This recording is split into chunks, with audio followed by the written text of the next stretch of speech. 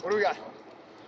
Well, what do you know about the spring game on Saturday? What do you Well, it's more of a spring practice. Like, we will get some scrimmaging in. There's no question about it. We'll have a couple fun things that we'll interact with the students, and hopefully get some good work, some drill work as well. So we're trying to get the best of all worlds here. A little different day for you today with a lot of hands-on work with the quarterbacks. Yeah, practice goes a lot faster when you get to dive in deep. So yeah, it was good being out there and running around with those guys. Is there Jeff said you really bring the energy, when you get a really chance to coach the positions out there. Does that really kind of whet your appetite? I think that everybody's got to coach with energy, and certainly when you get your small opportunities, I probably got to tone it down a little bit. So those guys are probably being easy coach. So I got to get back into that coaching world a little bit better. But we'll get Coach Smith back here quickly. Hopefully we have a baby real soon, and we'll get him back out here. Is that what he's expecting? Yeah, so he's expecting any week. Things were starting to shake in Boise a little bit, so we sent him home. We don't know if we got a baby or we'll get him back here, or we'll get all of them back here. We'll see here shortly. What is the status with your quarterback situation? In terms of? In terms of the two and Siler Miles' status as well? Same as it's been from day one. We got two quarterbacks out here. They're competing their tail off, and there's no change with Siler right now. Despite the fact that he was not criminally charged? Absolutely. He's still a part of this team? Right now he's not. Yep. What about Mr. Stringfellow? No change with him either. Do you feel like you have to make some sort of statement with those two based on what happened? We're always going to do the right thing by our program. I've said that from the start. And so, we're handling it internally, and we'll do the right thing always by our team, by the university, and what's right by these players. When do you think you'll make a decision? Don't have that timetable set. Have you read the police report at all? I've seen some of it. Any response to what's in that report? I got no response to it. Anybody else? We've seen out of DeAndre Cooper this spring. Obviously, you know of his history. Yeah. How much does that play into your expectations and your workload with him this spring and going forward? Yeah, his history has nothing. Injury history has nothing to do with expectations. We expect him to play full speed and cut it loose. I know this: if a guy doesn't cut it loose and thinking about an injury, they will be getting hurt again shortly. And so he's got to work through that and cut it loose every play, every rep. That's the only way to play this game. What have you seen specifically out of him? Obviously with the other two guys, yeah, kind of banged up. He's gotten a lot of reps. He's getting good reps. I think he's making progress. I would like to see him cut it loose a little bit more, and he will. Work in progress. We still got fall camp, and then we'll get that thing going. Have you ever had a guy with 3 ACL injuries? 3? No. Yeah, he's impressive. I mean, the fortitude and the strength and determination it takes to come back from that. I mean, we all have tremendous respect for Coop, without question. Any surprises this spring? Surprises? No. I mean, it's spring ball. I think we're always impatient for more productivity and more execution. But I think it's kind of par for the course in terms of spring football. How's your quarterbacks handling their new terminology? Are they digesting that information? Yeah, I don't think that they're doing certainly any worse than anybody else out here. And they probably have more on their plate than most guys just by playing that position. So we're making progress there. What did you see on the touchdown pass to Daniels? Great catch. Jeff got that thing in there with pretty good time. He throws it another foot in front. Probably doesn't have to make the circus catch. But that's what quarterbacks need. They need guys to make plays. They don't need guys that are wide open that can catch a hitch. I can do that, and I'm old. And so we need better than me out there. And so we need playmakers, and we saw one out there today. That's a glimpse of what you think Daniels is capable of doing? I think he's a young player. I think he's got tremendous explosiveness. And, he catches the ball anywhere remotely like that. We've got something going. How has that tight end group progressed since day one? I think they've done a nice job. I've been impressed with that group. I think they're very focused. I think we've made good progress. I think there's some talent there.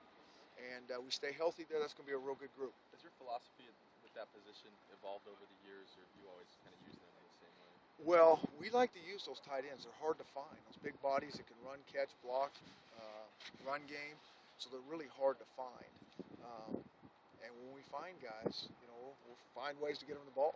It's the two quarterbacks, Coach. How much evaluation do you do, or is it still in the learning? Well, there's no reason to. We evaluate everybody every day, and so there's no reason. I mean, I think they're both getting better. They're both still competing and improving, and we've been pleased with that. They both have a long way to go for us to play at that, a championship level. And that's our goal always around here. But they're making progress. There's no question there. But to answer your question, they're evaluated every single day. You said that two of the most important things to play quarterback are accuracy and decision making. Yep. How is the decision making with both of those guys, and where are they with that as well as the accuracy? I think their decision making is actually pretty darn good. It could be maybe a little bit quicker at times. I think where we need to take the next big step is with accuracy, and they will. But I think there's a lot of balls out there that me getting to be up close and personal with them today, that if that ball is thrown a foot differently, the receiver doesn't have to make that circus catch that we're talking about, or it doesn't go off his hands. You watch the best throwers in the NFL. I mean, those balls almost catch themselves for them. I mean, they just put them right in front of that number, and it's very hard not to catch the ball when you throw it like that. How do you get them to improve the accuracy? Yeah, it's going to be a lot of reps on their own time, and every throw matters, even when they're warming up. And I think they have it in them, but that has to improve. Chris, with the night scheduling and kind of the change because of the class scheduling, Yeah. Do you feel like that's something that's you're gonna be able to probably avoid a year down the road once you have a better handle on what guys are doing and how they have to fit in class with what they're doing here? Yeah, we would like to be able to avoid that. I think the more we can keep our guys in routine and schedule, I think it helps us. But I will say this, the way college football's going, playing on Friday nights and Saturday days and then Saturday night late, I mean, you have to be able to adjust and adapt. And so really that's how we kind of look at it. It's the main thing for us is where can we get all our guys here to practice. Whether it's in the morning or night, that's really secondary. We'd like to keep it all comfortable and convenient for our guys, but that's not even college football when we play in the fall. So we got to adjust, and if it's early in the morning and we're not feeling it, I mean, we have to be able to get that energy in late at night as well, and then to come back the next morning and rally. I mean, we did that at Boise. I mean, we played it would have been 9 in the morning Boise time against Southern Miss, and because we were morning guys, they didn't bat an eye. I mean, but I think a lot of times, your afternoon guys, that early morning can be like, what is this? Likewise, if you're early morning guys, we're going to play all these night games, we got to be able to adjust with that too. So we got to take what comes our way. And you think you might kind of use that idea and adjust accordingly in the fall? In terms of maybe throwing them a couple things to just get them comfortable with adverse situations? Oh, there's going to be a lot of different things thrown their way to put them in uncomfortable situations. Whether we can change the schedule like that, it always comes kind of back to academics. And so we might not have that convenience. But we'll do other things to make sure that it's inconvenient for them, and they got to deal with adversity without question. Chris, is it safe to assume that either Troy or Jeff quarterback next year will have a good opportunity to do a job? We'll answer all those questions here down the road for you guys. When I don't want to go off and just answer partial this, that, when we really haven't said everything with that. I mean, when I get that answer, we'll answer that for you guys. Good. Coach, did you bring in a social media consultant over the weekend? We sure did. What was that all about? You guys can answer that better than I can answer that. I mean, that's the world we live in. We got to be able to operate with it, do it the right way, open our eyes, see what kind of message we're throwing about ourselves, about the university, what our brand's going to be. Very good talk, and I think our guys hopefully got something out of it. That wasn't any sort of mandate or anything like that. It was just kind of helping them navigate the world of social media. It's Coach Pete's mandate. Yeah, we needed everybody there, but I think they enjoyed it. I think they liked it. I think it was informative. I think it was right on the money. Did it take some convincing for you? You didn't accept Twitter when you were at Boise, right? Was that when you got here to that? Yeah. What changed for you, I guess? So we're still figuring that out, whether we can handle Twitter. But you take Twitter away, there's still 5 other things they can do. I mean, so it wasn't like these guys couldn't do anything. And it's the world we live in, and so I'm good if they're good, but if they're not good, it's going to go away. And so they got to learn how to do it correctly. Safe to say they're on a short leash? Well, I'm more optimistic than that we're going to get this right and do it the right way. Are you going to get a Twitter account? That's a good question. Only way I'm doing that is because of recruiting, and so we'll see.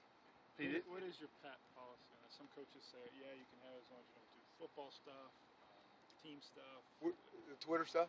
Right now, we're just kind of seeing what's out there, and if they can handle that, or trying to educate them. I mean, that's our job. Whatever we do is to educate them the right way, and kind of go from there. All right.